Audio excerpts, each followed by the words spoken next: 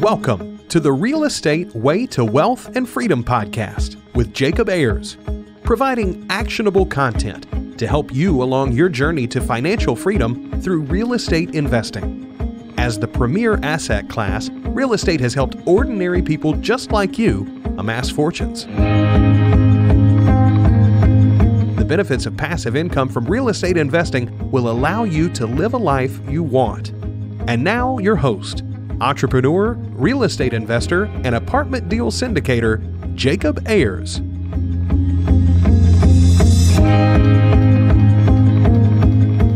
Hi, and welcome to the Real Estate Way to Wealth and Freedom podcast, episode 240. Hi, I'm your host, Jacob Ayers. Thanks so much for tuning in to this week's episode. I'm so glad you're here. Today is the first ever podcast where we have two guests on the show. That is Jill DeWit and Jack Butala. Since 1999, professional real estate investors Steven and Jill have built a $24 million land resale empire, completing close to 16,000 transactions without incurring any debt or leverage. In 2015, they co-founded Land Academy to share their experience and provide access to professional level tools for like-minded investors at all stages of their careers. Today, we're going to dig into things like how to purchase undervalued properties and resell them more quickly online, the value of great data and direct mail offers, and why it is the best and fastest way to reach motivated sellers, and so much more. So without further ado, let's jump into this week's episode and bring Jill and Steven on.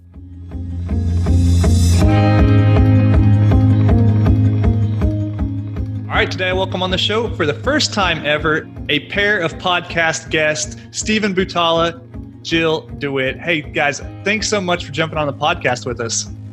Absolutely. Happy to be here.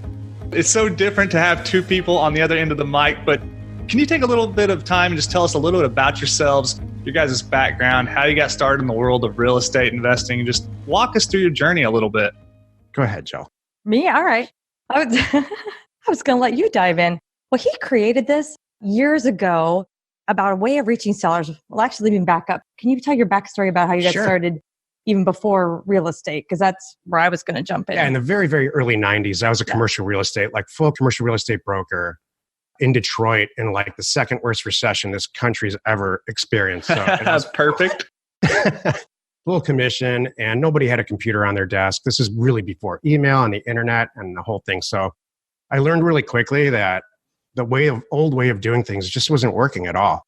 And maybe it was economy, maybe it was like, who knows? It just didn't work. I was sitting around a lot of old people who are really disgusted with the whole thing. So, I tried to breathe some new life into the thing, and I took a computer, actually put a computer on my desk with no internet, connected it to an automated fax situation, and just as a test, sent an offer to everybody who had a fax number. And at that time, the fax number, that the database of fax numbers was all tied to like medical offices because they use faxes a lot.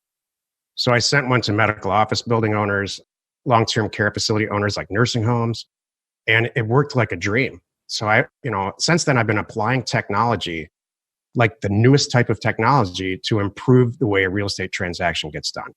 And so that's how I really got started. And we've never stopped. Here we are. What is it? 25, 30 years later. Yep. That's fascinating. That's so cool. That's an interesting thing to do. So Jill, how about you? Tell us about how you got into this whole thing. So I got started in real estate a bit when I was in my 20s. I worked for some developers here in Orange County, California. And I looked around and saw what's possible. Then I went to the corporate world for a little while, got hung up there. And about 10, 11 years ago, partnered up with Steven.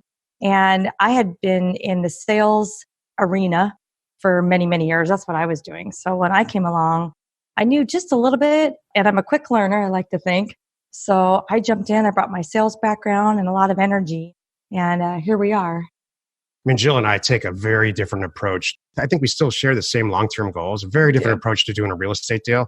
I'm very much involved in the acquisition process and the pre-acquisition process, and it's everything we do is data-centric. The more data, the better. How we choose where to send mail, what offers we choose, what amounts we put in the offers, all that stuff falls on me. Yep.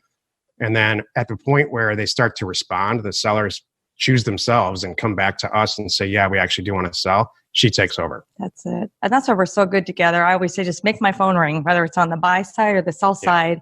And that's what he's so good at. Yep. So it works out great. Yeah, that's awesome. And so I think it's interesting to note here that you guys are investing in raw land. So not buy and hold real estate, not flips, not apartments, but rather land. So tell us how you settled on that as a real estate investment asset class, let's call it. So think of a commercial real estate transaction where there's several potential sellers as partners, several potential buyers. There's probably more than one lender, maybe a debt piece and an equity piece. Mm-hmm. There's inspectors, potentially the EPA and that. So I cut my teeth on the most complicated type of transaction you can come up with. And it was very frustrating. From minute one, it was frustrating for me. I made it work back then, but it was frustrating. So fast forward now, we do the simplest type of transaction there ever was. We send somebody an offer blind with a price in there that works for us already because we looked at it. We do this by the 10,000s. It comes back to us. The seller's very motivated already because they signed that undervalued offer. And from there, it takes maybe 7 days to get the whole thing done. For cash, there's nobody involved. No real estate agents, no lenders, the EPA is not involved. No one's looking at the deal except a buyer and a seller, with our checkbook. So, I went from the worst to what I think is the most efficient. And we've done, since I started this land business in 99, I've done over 16,000 deals this way. Wow. So I personally love them because this has always been our thing. We need to do something we can do from a back of a boat, and that's it. And then we have a lot of investors in our community that are, all over the world doing this. And that's what I love. Wherever I can travel, business doesn't stop. Yeah. Exactly. In 2015, we launched Land Academy. So Jill and I were doing this on our own for years and years together, very successfully.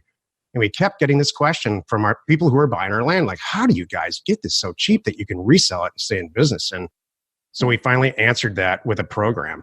And that's probably why we're in front of you today. Yeah, sure. So tell us a little bit about how this raw land investment model works. How are you finding deals?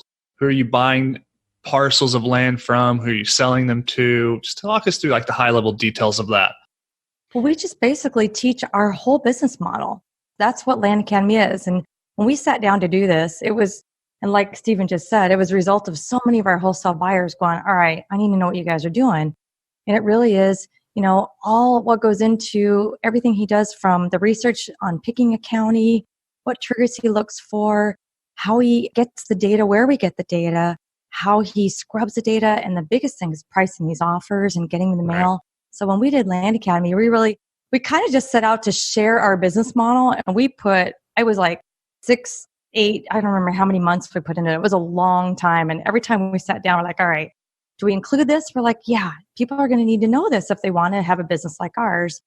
And we never imagined it would be what it is today. And it would just take off. When we launched it, Steven's like, oh, maybe who's going to even buy this thing? Well, let's just even see. And then, whoa, hold on to your hat. Here we are. I can walk you through the steps if you want. Sure. Yeah, that's awesome. Please do. So step one is choosing a county. So I go and I just start researching like you would research anything on Google. I check the major land sites like Land and Farm. We own a site called Landpin where people post stuff, landwatch.com, and of course the MLS. And there's a bunch of other sites. And I take a look at what county seems to me to be selling. And for whatever reasons, I choose a county. So right now I just did a huge mailer. And right before I got on with you, I was looking at how it's doing in New Mexico. So I chose, let's just take one county in New Mexico. I download every single person that owns a piece of real estate, every single property owner, regardless of type. We're licensed providers of RealQuest Pro, Title Pro 24/7, and DataTree. Those are the 3 major providers. We're the only ones who are licensed providers of all 3 that I know of. And so I pulled that universal data set of, let's say, Chavez County, New Mexico. So there's lots in there, 10, 20, 30,000 owners. Yeah. I scrub out all the commercial property. I scrub out all the industrial property. For this example, all the residential property. And I'm left with the universe of land in that county.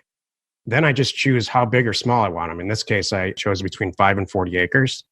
And I priced it all out by looking at what it's selling for. And then I send it out for about 20% of the retail value of it, because we're going to sell it. We're going to wholesale it out to somebody who's going to retail it. And everybody gets an offer with the exact number on there that I come up with. So tens of thousands of offers go out at a time. And for every 300 or 400 offers we send out for rural vacant land like this, we buy a property. And that's how it starts. Wow, that's awesome. And so you're just kind of going out like shotgun approach at first, looking at all these parcels of land, and you're making offers. So how are you able to come up with an offer without sight unseen, without, looking at comps, or are you looking at comps? How does that offer approach look? We buy a lot of houses, but this discussion, I think, is just for land. Sure. The house thing is a different story. But so I'll take an average price per acre and we shotgun it. But we believe that once all those offers go out, the sellers, potential sellers, the ones who are motivated, weed themselves out and then reach us. Mm-hmm. So we don't go out looking for deals every morning like most of the world does. Jill goes into the office with her staff and there's stacks of offers on her desk and her mailbox is full, or her staff's mailbox is full with, people either saying, go jump in a lake. That's the most rated G way I can say it on the show, because it doesn't happen like that in real life. Right. Yeah. Or they say, oh my gosh, your timing's perfect. My husband died 2 years ago. I've never wanted this property. In fact, I didn't even know he owned it. I'd be happy to sell it to you for that. How long is it going to take? What do we do? So that's the deal.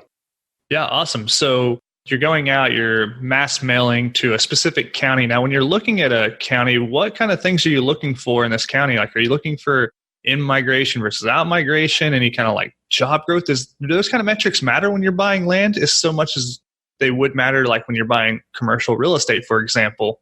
On the big scale, it does. Like, I'm not going to go in, we don't go in and pick a county where there's just so much property available. We don't want to even mess with that. We try to find a healthy mix. And then I was going to reiterate too that I think you were asking about pricing. Yeah. We look at the counties. I know I'm like, this is my 30,000 foot explanation because this one's the pro. Okay. So I'll explain the skipping along the top version.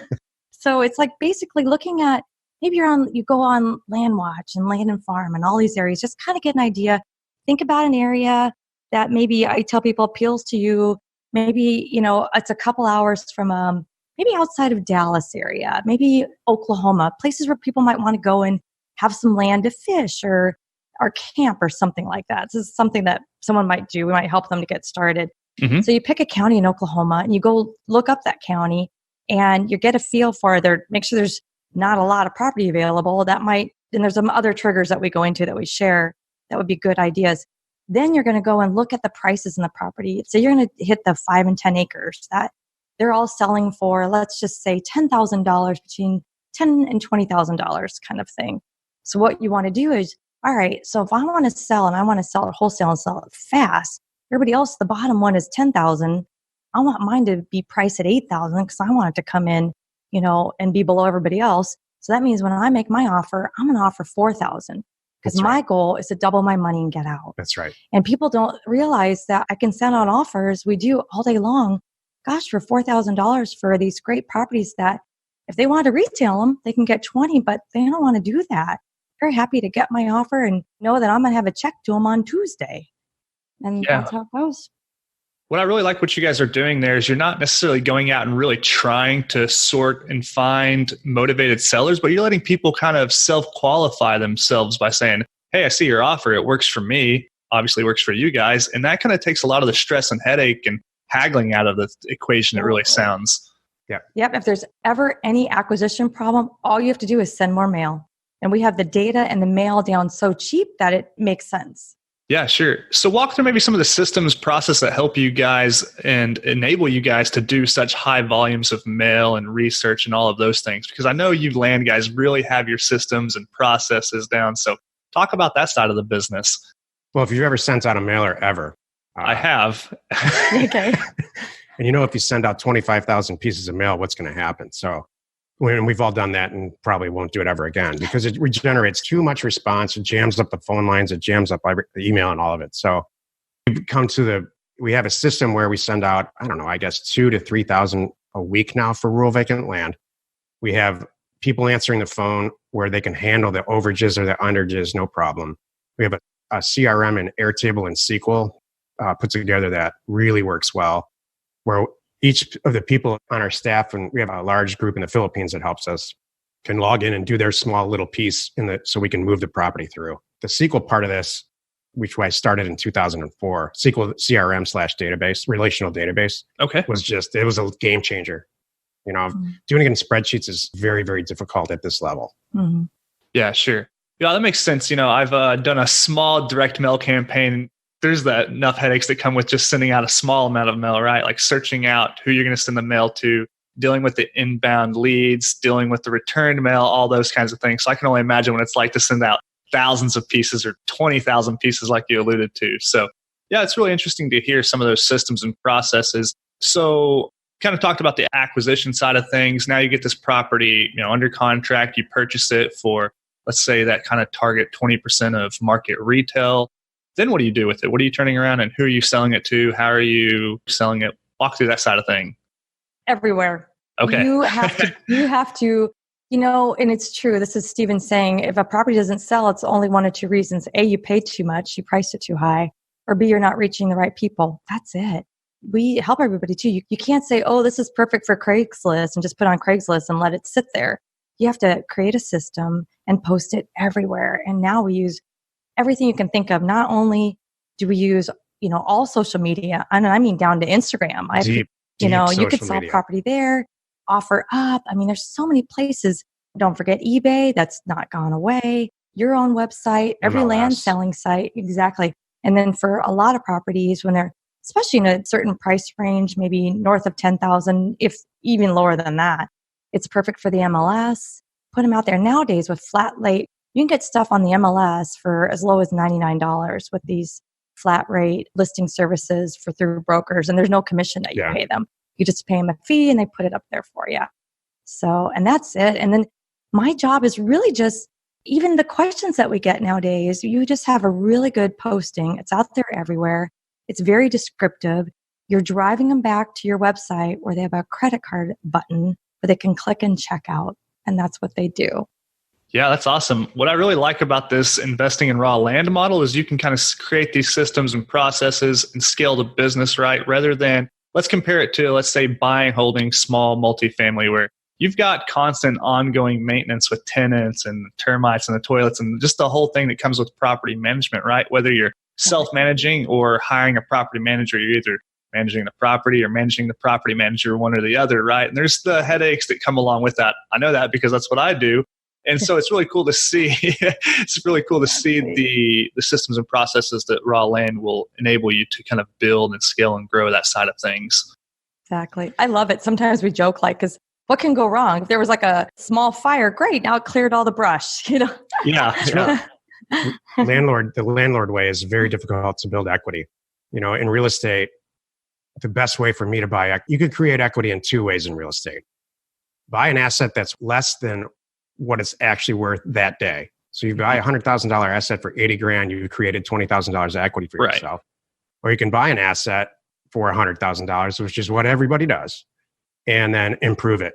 Whether improve the asset in a large commercial apartment building, you would kick out everybody that you can, clean it up, raise the rent, keep the cap rate the same, but there are more dollars, and then resell it, let's say, hopefully in 3 years if everything goes well.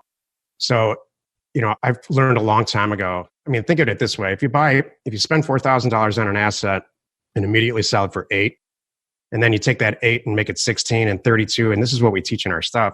It doesn't take long. We have many, many, many people in our group that are making more money buying and selling real estate than we are every month. So it doesn't take long to create equity that way. Exactly. Yeah, that's awesome. Let's talk about how one could get started investing in raw land. Maybe say they don't have tens and tens of thousands of dollars to go put down on down payment for, let's say, a duplex, right? How would one go about, getting started without, any systems or processes in place to go out and kind of start building those and find, a parcel of raw land and get one deal and sell it, go buy two more and sell it? Is that scalable, plausible? Can I say something real quick? Yeah. Really quickly before Jill launches into it, because she's got this memorized. Sure, yeah. I truly believe that if you're an engineer, right, Jacob? That's right. You're a perfect candidate for this because you understand data, you understand systems, you have your own show. Whatever you've done in your life, you're already successful at it.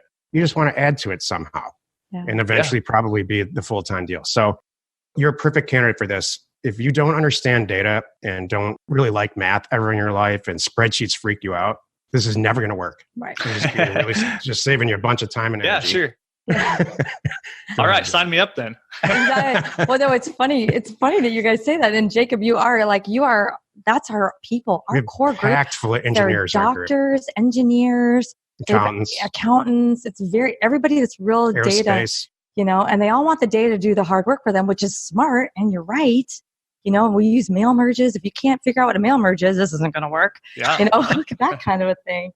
So interesting. But for getting started, I always say if you don't have a lot of money, that's okay. Start small. You can buy properties for $1,000 and turn it into $3,000, like you just said. And we have so many people that's just all that they did and just watched it grow.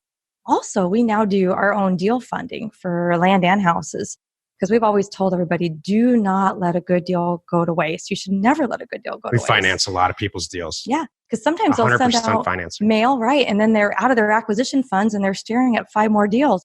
We don't want anybody to lose those. So we'll come in and we'll fund them for them. And then we'll split the profit. Yeah, that's a good problem to have, right? If your pipeline's so full that you're running out of capital to continue to buy deals, that's a good position to be in, right? So exactly. It's very common. You're like property, you might be cash flow and property full. It kind of goes back and forth a lot sometimes. Sure. We started Midland Academy not to make it a profit center. We started it to teach and generate future business partners, real estate business partners for ourselves. Yep. And that paid out in spades because we have people in our group that just have access to millions and millions and millions of dollars. So we're doing some big commercial deals with same methodology, but we're doing a bunch of big deals now. And we have access to enough capital to really keep up with how much mail we can send. And then now the demand of all the people in our group because they're finding their own deals and looking to us for money. Exactly. Sure. Now, when you're talking about raw land, do you think it's more commoditized versus, say, a single family house, comparing it to other raw land? Like, hey, this is a 2-acre parcel next to another 2-acre parcel. What's the difference in the two, right? Are you really looking into like, hey, this property has a creek running through it, or this property is, completely landlocked by, I don't know, a dump or something, right? Are there any like qualitative features you're looking at in these parcels? That's an extremely intelligent, like master's degree level question. Whoa. So we send all this mail out and it comes back. Right. And we're staring at 10 deals. We're going to do maybe 3 or 4 of them because of what you just said. Mm-hmm. And we call them attributes. So they have to have the 4. I came up with this 4 A's a long time ago. Okay. It needs to have acreage, the larger the better. Affordability, the cheaper the better. An attribute or attributes, it's close to the Grand Canyon. A stream's running through it, like you said. It's got fantastic access. We just bought a property that's right on the freeway, which is really good for us a few days ago. Attributes and access is the first one. Access. Access. Because with rural vacant land, that's a big issue. I check for access, number one. So versus houses, which we buy a ton of, is all just price per square foot. Right. We need to be in at 75 to 80% of what we can sell it for that day. And we buy a ton of houses like that. We call those singles. Like single base hits, huh? Yeah, base hits. Yeah, I love it. Awesome. So you've got the acreage, affordability, attributes, and then finally access. And so you're able to kind of do all this research from your laptop at home, figuring out what this land is like, where it's at, the access, all those kinds of things without having to go out and drive by and, look at the property and have an inspector and do all of those things, it sounds. We never look at the properties. We have a few mantras that are on a sign in our office for all our people. Number one is good acquisitions solve all problems. I've never heard of anyone who said, every single problem that every member comes to us with is because they paid too much for the property. Sure. And another one is leaving your desk is inefficient. And and getting your car is just horrifically inefficient. No driving for dollars in this. She does a whole thing on that. Jacob. You just push the button and go. Okay, well, let's hear it. Fire up, Jill. I have a pet peeve about that. Okay. My whole thing is if you think that you're the one person that just found this one gem that's been boarded up for 10 years, you're wrong. There's a reason why it's been boarded up for 10 years in this fantastic neighborhood. You just haven't figured out what it is yet. Yeah. Yeah, that's interesting. Yeah. And, I guess if you're talking about, more rural land too, you're buying kind of rural parts of the country or of a particular state, it's really hard to go out and make that even plausible, right? To go out and drive by these parcels. And not that you'd even want to be honest, if you're buying in the desert of New Mexico or something, you probably don't want to leave your beautiful beachfront home and go out there just to say, yeah, there's the land. Okay. It looks like what I thought it did. I used to do that. Yeah. Long before I met Jill, I was on the road like 300 days a year. Wow. going just to looking at auctions land, huh? and looking at property. And because the internet just wasn't, this is before Google Earth, you just, where's the property? Right. Now we send photographers. Now it's really easy. You could just hire someone on Craigslist for $50 and they'll even do drones. You can get, for the right property, if it's a big acreage, something all pretty, a good price point, we'll make a little drone video out of it, hire somebody to do that. And it really helps them sell. So are there any states or particular regions of the country that this model tends to work better than others due to like the nature of laws and transactions and things like that? Or is it pretty nationwide, universal, let's call it? Every week on Wednesday, we have it ends up being 2 hours, a 2-hour webinar for our members. And a lot of what we cover is Michigan good? Is Minnesota good? Are the counties in Michigan, are they good or bad? Because we've mailed all over the country. And so we talk about that. But to directly answer your question, this works everywhere for every product type. The variance is price. Mm-hmm. So you're not going to offer $500 an acre in city of Manhattan. You're just not. Well, you might, but you're not going to get any. Exactly. You will find, but if you price it right, you'll buy some property there. There's a few notable do not contact states. They're Idaho, Wyoming, and Kansas that I know of. So you don't want to send mail there. It just ends up being a big mess. Why is that? They're do not contact states. They've designated themselves and people voted on it long before we were in the business. And so you can't send, to my knowledge, you can't send mail, even like a coupon mailer that we all get for the grocery store. You can't send mail there. So, but then I'm going to focus on the negative. It works everywhere else. I mean, and we get a very consistent response. It's just all a matter of price. Mm-hmm. Sure. So when you're turning around and selling this land, are you who's the typical buyer for it? And how are you advertising it? That's what's so funny.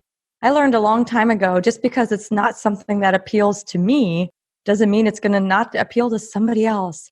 I remember one property years ago, it was out there, man. There was you had to have 4-wheel drive and a GPS to find it. Yeah. And I had the right guys come along. These couple guys, they wanted to hunt there and they wanted to go off with their ATVs and get lost, right? So I remember them calling and I'm giving my information, just saying, all right, here you go. By the way, you're going to need 4-wheel drive and a GPS. And they're like, yes. They were so excited. They loved it. So you never know. You just have to, every property, you just have to properly convey exactly what it is. If part of it's got a bluff, but then it has a beautiful view or some protective, whatever, you just put that in the posting and the right person will find it and buy it. So what we think are deficiencies, you can't get there unless you have an ATV, they see as an attribute. Yeah. It just needs to be advertised in a Facebook group for getlostwitharifle.com or something. Exactly. Yeah. Okay. So you're going out and putting these resale parcels on, particular Facebook and Craigslist and eBays of the world, right? Not necessarily going out and targeting, people who live in Texas for parcels of land in New Mexico, right? We do both. We tell everybody you need to have a system. First, it goes on your website. Then you put it on. For us, it's Landpin. Then you put on Land and Watch. Make sure you have something on eBay driving traffic to your site. You have all these things. And then you start hitting all the your social media. From there, what if it's a beautiful lake, Oklahoma? Now I'm going to do some extra little blips into Facebook groups and Instagram things and that focus to fishers or campers or whatever it is, just to make sure I'm reaching those people for that property. The vast majority of the property we sell is to resellers. There's a lot of people in this industry who love to sell on terms. In fact, we have a site called landstay.com, S-T-A-Y, where we post all of our property first before we send it all out to the internet. Mm-hmm. And the tagline for that site is land acquisitions for resellers, because there's people that will buy a property from us. They'll click on it and put it on their credit card, literally, and then go post it for sale everywhere on terms, like $1,000 down and $200 a month. And they build up a huge cash flow from that, and without having to send out their own mail and go through all the stuff that we go through. So it works out really well. The majority of the properties that we sell are to other people who resell them in some way. Right. So you're almost selling on wholesale terms. Yeah. Exactly. That was our business before we did Land Academy. And that's why, and we still do, we send out every Wednesday, we send a list of just a spreadsheet of state, county, APN price to that group. Then they'll fire back. Yeah, I want number 1, 12, 6, 9, and whatever. Sell a lot of property that way. Yep. That's awesome because, you would never sell a house like that, right? You'd just be like, I'll take the duplex in Oklahoma, the triplex in Michigan, right? People don't get that unattached from a property. They want to know, okay, what's the construction type? What's the rent? All this thing. Whereas land is, much more commoditized, much more just, upfront and forward. So that's I guess maybe an interesting attribute when thinking about land. Now, one thing I wanted to ask you about is when you're doing just like this large volume of deals, mailing out thousands of pieces of mail a month, responding to, maybe hundreds, if not thousands of offers or accepted offers, that is, you've got to have a team and some systems in place. So talk about like the team and the scale and the systems you have. And we touched on it earlier, but just maybe like that manpower piece. Every time there's a bottleneck, or we call it a speed bump, like exactly what you're describing, because we went through exactly what you're saying, like, wow, we can really scale this up. What do we do? Every time, because everybody in our group's got the same problem. We develop a website and create a company around it. And in this case, we created a product called Offers to Owners, the number 2, offerstowners.com. It's only for sending out, it's a bulk mail company, and it's only for sending out offers to owners. So we have a staff of about 5 people that run that company for all of our members. And I think it's open to the public so that it enables them to get through the mental hurdle of doing a mail merge and the whole spreadsheet piece, and actually helps them get it into the mail. So we got several companies like that smooth out that bottleneck and make the acquisition for our members, make the process easy. Right. Yeah. And then just to touch on the hiring, I'm really a fan of, I'm looking for attitude. Years ago, I would hire based on experience. And I found I was undoing a lot of people's misconceptions about how to do a deal. So now I'm hiring, I want to have a little bit of real estate knowledge, but for helping anybody building up a team, I really look more for attitude, because I can train the rest. And I'll tell you, when I take a step back and look at our team, we all are out there to just make other people's companies grow as well as ours, because that's really what we've become now. We are here helping investors all over the world, and it's the greatest thing. Yeah. Yeah, that's something I think you guys are doing that's pretty unique. You've kind of created this ecosystem around investing in raw land, right? Like you said, you built Land Academy, not necessarily as a profit center, but to find, help generate deal flow and find partners and help people buy land and, be kind of like, not necessarily just like, it's not like this paycheck for you every 2 weeks, but it's rather kind of growing and scaling your land empire you've built. So that's really cool. So, let's say me, Jacob, as a new person into this industry, I'm going to go out and buy my first parcel of land, and I have to start building up all these systems from scratch, right? Like you have. Or the alternative is to plug into a system like you guys built there at Land Academy, and then I don't have to, create everything from scratch. That's pretty much the 2 paths, right? Exactly. I used to say back in the day, God, I wish I had a version of me when I was getting started and us to help me, show me the way. And now I'm like, with the tools that we have, I'm like, golly, this would have been so nice 10 years ago. I mean, to address what you said, we started to address exactly what you said. We started a free website called landinvestors.com. And all it is like the Facebook of land. So there's people in there. It's all free. It's an online community. It's an online forum / community. So any questions that you have, including, is this Land Academy thing that these people talk about on this Jacob's podcast a pile of crap, or is it real? Yeah. You'll go in there and see, if you keyword search crap or malarkey, you'll go in there and see our senior members we have an advanced member group. They'll just like glom onto it about, they're good. They'll tell you the truth. They will tell you the truth. Yeah. Yeah, that's awesome. So what does the community around Land Academy look like? How many people are there? Like, what's the sense of community? Like, are you able to lean on other people and ask people questions and that kind of thing? We are pretty tight community. We are hundreds, not thousands. And that's one of the things that I did not fully expect. We got into this with big hearts and open arms and happy to share. We are very upfront and honest. You ask me a question, I'm never going to say, oh, that's for whatever level, or I'll tell you here, I'll tell you there. No, I'm going to answer it everywhere, whether it's in Facebook or on the phone. I'll help you and teach you. And so what we attracted is the exact same type of people.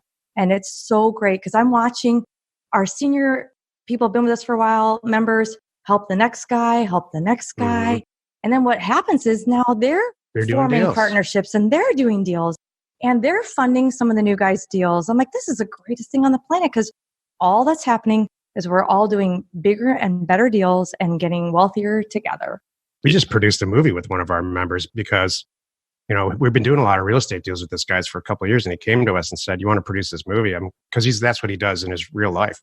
And so it's crazy stuff like that. There's crazy partnerships that come together. Yeah. There's guys buying mobile home parks, that own 10% of it. It's all passive. So it's grown into this thing that I never expected. Exactly. Land Academy was never supposed to be a profit center for us. Yeah. It was just supposed to be partners. Yeah. That's awesome. That's one thing I love about real estate investing in general, whether it's buy and hold or land or whatever your niche might be, is everybody kind of comes to the table from a perspective of abundance. No one's worried about you're going to go out and buy my deal. Like, there's a lot of land out there. You can't buy it all, right? Exactly. So you could be stuck in one county for your whole life. Yeah, seriously. Sure. Well, awesome. Well, what else is there to know about land investing that I haven't asked, that I haven't touched on, that you guys would like to talk about? It's not exactly my forte or my niche, so I'm doing the best I can to try to pull stuff out. But what would you say to somebody who's brand new, like who's driving between somewhere and there's all this land? Because that's what happens. People are driving somewhere and they look at all this land and the light bulb goes off of their head and they're like, how do I buy some of this? Well, one of the things I really love about land investing is you don't need as much money to get into it. And I really like the way we do it. We are fans of let's not borrow, save up, do it right. I tell people all the time when they call and like, I really want to join, I don't have any money. I'm like, great. Take 6 months, take a year, save up some money, get some money in the bank because I want you to do it right. I don't want you to borrow. I don't want you to get a credit card. I want you to be able to have, even $5,000 or $10,000. If you could save that up, get educated. And while you're doing that, by the way, you're getting all the free knowledge that you can to learn as much as you can. You're in our community, you're asking questions, or learning about what we're doing. So when you can jump in, I want you to be able to, maybe you can only buy 10 $1,000 properties. Start there, turn it into 20, then turn it into 40. Most people, like with a house, you can't do that. You can't jump in and I want to be an SFR person. You don't really have $150,000, whatever the average is right now in the U.S. to jump in and pay cash or for an pay asset. Interest on it. I mean, why would you want to pay? It's just so much risk. Exactly. Then this is risk free. Yeah. Then you're under the gun. Yeah, that's a nice thing too. So I start small. I bought 10 properties for $1,000 each. I goofed up one of them, big deal. Yeah. The other 9 carried it. Exactly. I don't really care. And I learned from that mistake and I go forward. Yeah. And if it took me 3 months to sell because I was busy, that's all right. I'm not paying anybody's fees or interest or, any HOA or anything like that traditionally. So it's really a great place to start. That's what's kind of happened with a lot of our members now, that now they're staring at these big numbers. And that's to say, soon you'll have $200,000 in the bank. Yeah. And then now you can make some different decisions. Yep. Do you want to go the path that you wanted to go? Maybe start doing SFRs like a lot of our people have. Or it's funny, a lot of people said, you know what? No, I'm good. This land thing's the greatest thing on the planet. I'm buying, $50,000 land deals and selling them for $120,000. Why would I even bother with a house? I like this model. We have a company called House Academy too that does the same thing for houses, but we're not here to talk about that. Right. Not as passionate about those. Well, we like them, but it's a whole different thing, as you know. Yeah, sure. It's a different data set. They're easier to find and source and mail because there's so much available data. Yeah. But so that part, it's easier, but the whole transaction part is different. So let me add one more thing. Sure. You mentioned small apartments earlier. Here's how we make money in small apartments. Jill and I determined a long time ago in our relationship that we're not landlords for the reasons that you said earlier, plus 10 more. Yes. Exactly. And all of them are derogatory and awful. Here's how we make money.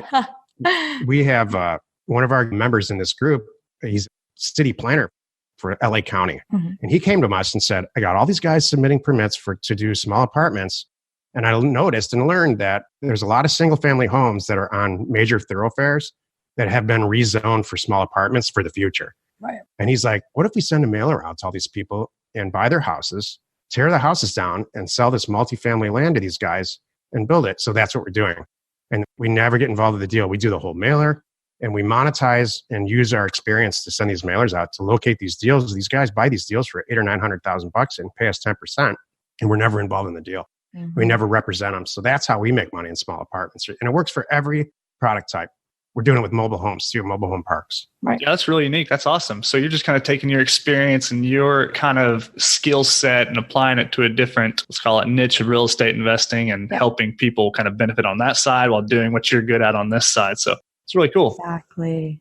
Well, as we're wrapping up here, it's just got a lightning round, a series of questions we like to fire at everybody. I'm thinking about how to do this because, like I said, this is the first time we've had 2 guests on the show at once, but I think we can work it out. So you guys ready for it? Yeah, Yep. you go first and I'll go. Okay. All right, awesome. Well, the first question is, what was your biggest hurdle getting started in real estate investing, in this sense, land investing? And then what did you do to overcome that? Developing systems and sticking to a calendar. And how I overcame it was him. Good. My answer is shorter. It was just getting that first deal done. Yeah. Yeah. Just get that first deal done. I don't care if you make $100. Yep. I love How do I overcome it? Blood, sweat, and tears. Yeah, you just got to take action, right? That's what it boils down to. Yep. Well, do you have a personal habit that contributes to your success, each of you? Mine is I'm not afraid to talk to anyone in any situation. Yeah. It's a lot.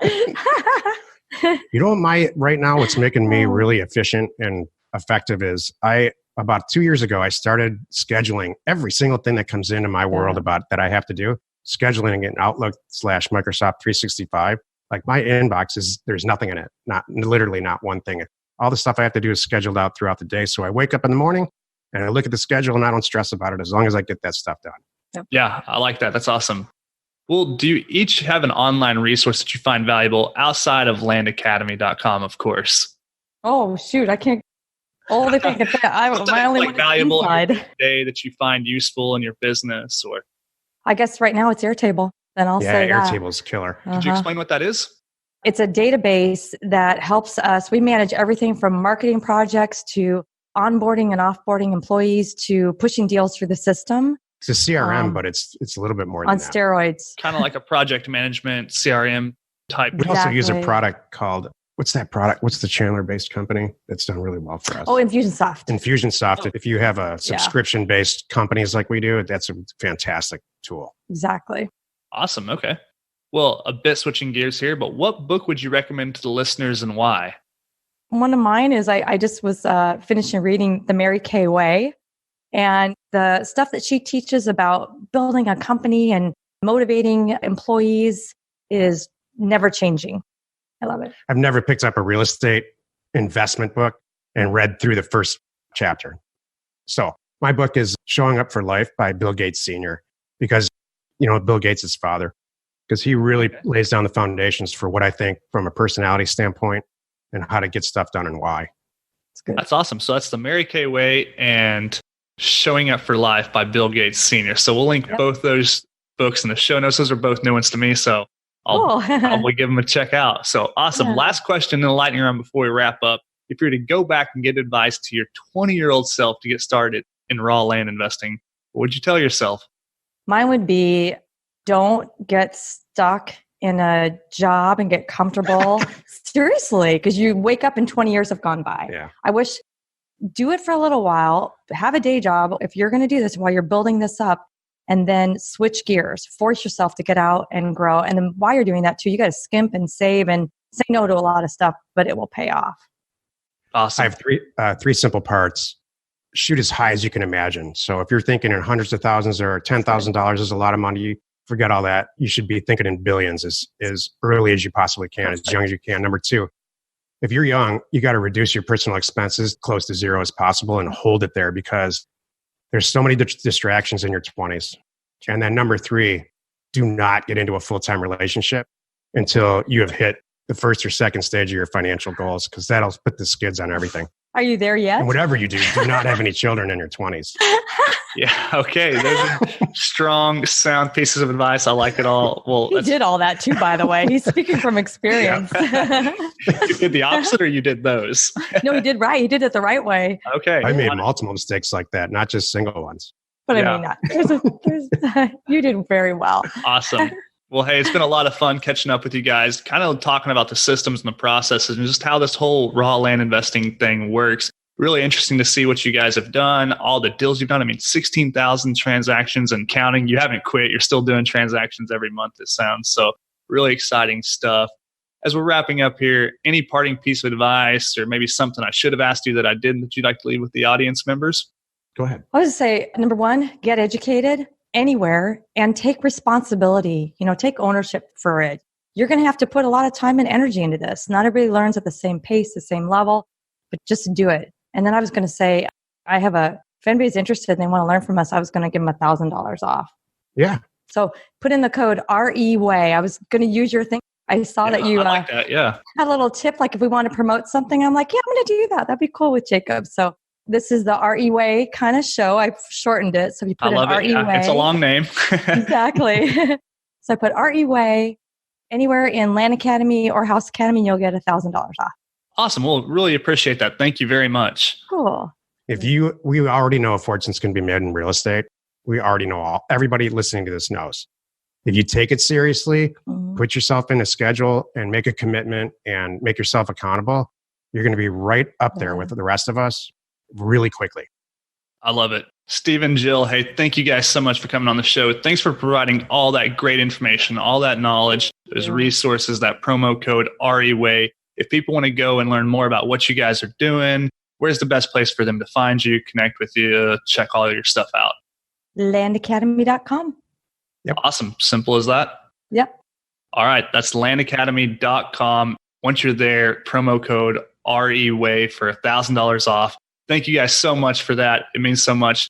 Hey, I really look forward to having you guys back on in the future. Likewise. Thank you, Jacob. Thank you guys. All right. Take care.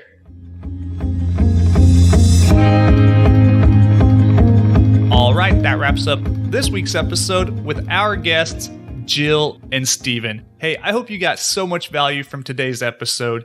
If you like what you heard, please go over and leave a rating and review on whichever platform you're listening on. All of those resources we mentioned in today's interview, you can find in the show notes, along with that very generous discount code that Jill and Stephen provided you. So go take advantage of that. Let me know how you like all of those resources, and please feel free to reach out with any questions. You can always reach me at www.jacobayers.com. Till next week, engineer the lifestyle you want. You've been listening to the Real Estate Way to Wealth and Freedom podcast, providing you actionable content to build your real estate empire. Nothing on this show should be considered specific, personal, or professional advice. Please consult an appropriate tax, legal, real estate, financial, or business professional for personal advice. The opinions of guests are their own. Information is not guaranteed. All investment strategies have a potential for profit or loss. The host is operating on behalf of the Real Estate Way to Wealth and Freedom, LLC, exclusively.